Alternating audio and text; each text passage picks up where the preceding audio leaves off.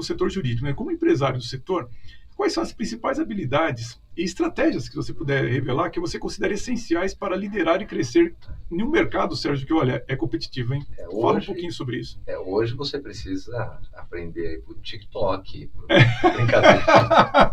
Sabia que ele ia dar uma orientação simples para todo mundo seguir, TikTok, né? TikTok, Instagram.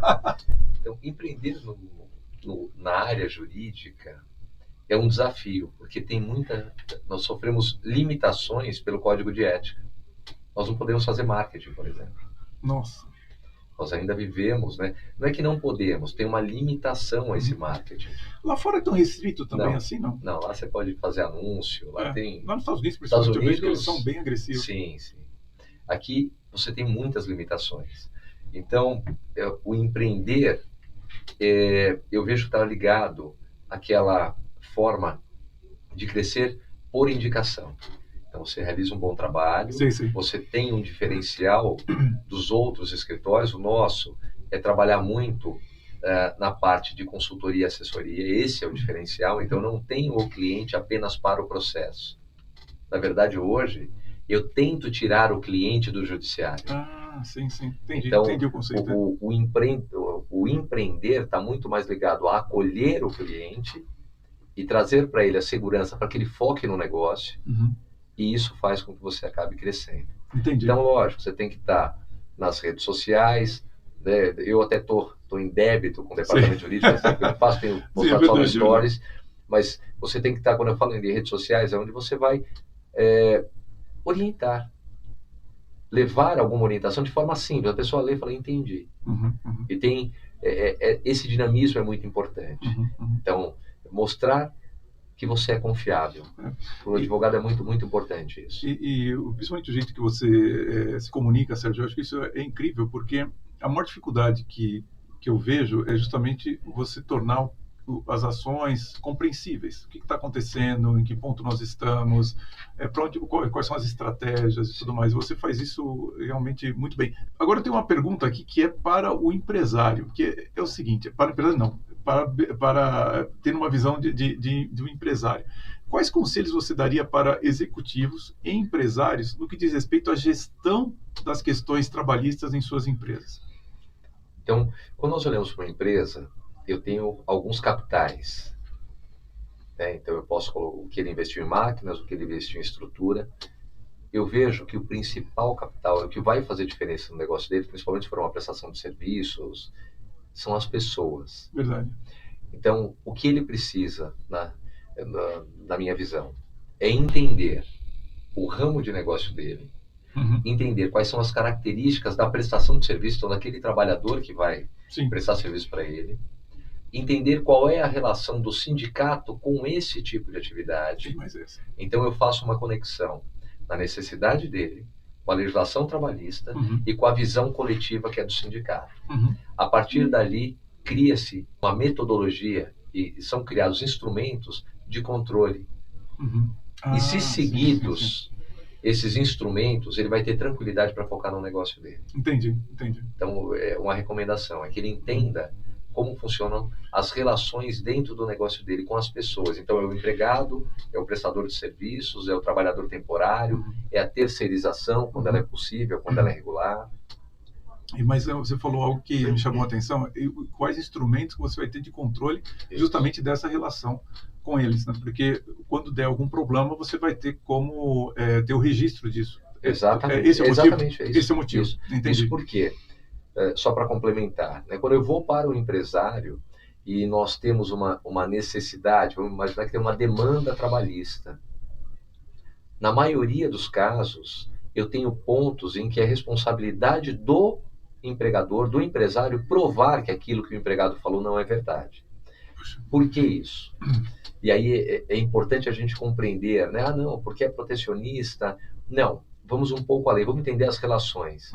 Então, quando eu falo de uma relação ligada ao consumidor, o consumidor é a parte fraca. Imagine eu chegando para a Apple e falando, o meu telefone não funciona. A Apple chega e fala, me prova por que ele não funciona. Eu não tenho a menor ideia. Então, pensando neste consumidor, o que o direito fez, né, o legislador fez?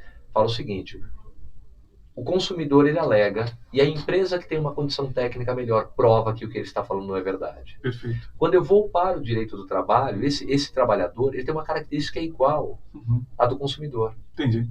Por quê? Porque ele sozinho não consegue criar um equilíbrio. Então, por exemplo, ele fala, a minha jornada de trabalho era de 12 horas por dia. Em alguns casos, o empregador é obrigado a ter o registro, então acima de 20 empregados. Então o empregador tem que trazer, o empresário tem que trazer o controle de ponto. Mostrar que, olha... Para dizer, não, a jornada não é essa, está aqui o registro. Entendi. Por quê? Porque ele é obrigado a manter. E assim, outras situações, a entrega do EPI. Então nós criamos uma metodologia com ferramentas para que o empregador tenha tudo isso. E quando tem qualquer necessidade, ele só busca esse prontuário e fala, está tudo aqui, pode fazer a defesa. Sérgio, a gente vai falar provavelmente isso mais na conversa controversa, mas não só a justiça do trabalho, a nossa justiça, principalmente que diz respeito à formação do juiz, ela não está muito boa, né? Eu tenho algumas restrições à forma como a justiça se comporta. Por quê?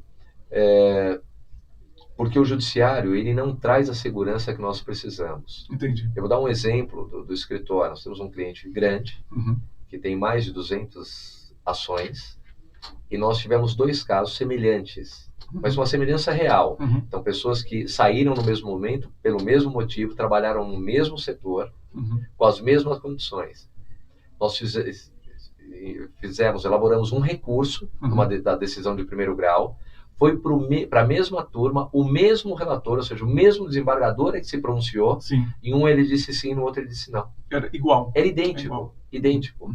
E eu falo idêntico porque a saída foi o mesmo motivo. Sim. Eles trabalharam no mesmo setor durante, então vamos pegar os últimos 5 anos, né, que era o que estava sendo discutido, com a mesma função, no mesmo turno, com as mesmas condições de trabalho, para um recurso. O nosso recurso tinha a mesma tese, os 2 recursos tinham iguais, a mesma tese, o mesmo desembargador em um processo falou sim, no outro ele falou não. Como você explica isso para o cliente? Não, você não explica. Não. Na verdade, assim, eu vejo que justamente a esfera de poder que deveria dar segurança nas relações é a que hoje é que dá mais insegurança nas relações. Sim. Bom, agora saindo até um pouquinho aqui da nossa linha, mas imagina que você tem um dia de trabalho bem puxado, né? Como é que você faz para equilibrar a sua vida pessoal e profissional? E você se preocupa com isso, com os seus liderados também, já que o nosso programa aqui fala muito sobre liderança executiva? E eu tenho dificuldade para equilibrar. Você tem dificuldade? Como estamos entre amigos, eu ninguém está ouvindo isso. Nesse momento. Isso, eu tenho dificuldade. Quando eu me submeti ao primeiro processo de coaching, Sim. Porque a Luísa, ela organizou a minha agenda, porque eu não tinha agenda organizada. E eu lembro que, na época, se não me engano, era a Patrícia, que era assistente dela, saiu, montou e chamou a Luísa. Ela falou, não é isso. E ela voltou para mim e falou, você não está na sua agenda. E eu não estava na minha agenda. Olha então só, é o que eu ainda tenho dificuldade. Entendi. Tenho dificuldade. Pessoal, eu tenho uma conferência que eu fiz algumas semanas atrás falando sobre gestão de agenda. Então, Sérgio, você, por favor, assista a minha conferência. Vou assistir. Está no nosso YouTube. Mas você sabe, Sérgio, que é interessante para você não se sentir muito sozinho nessa situação. Todos nós que somos executivos, de fato, a coisa mais difícil que tem é nós nos colocarmos na nossa agenda. E isso daí é um desafio, porque nós somos cobrados, né, dia e noite e tal, sobre uma série de coisas, e inclusive na nossa vida pessoal. Eu confesso a você, eu falo isso para muita gente, a pessoa que me descansou foi a Ana, depois eu casei com ela, porque a Ana ela tem um rigor de agenda muito grande.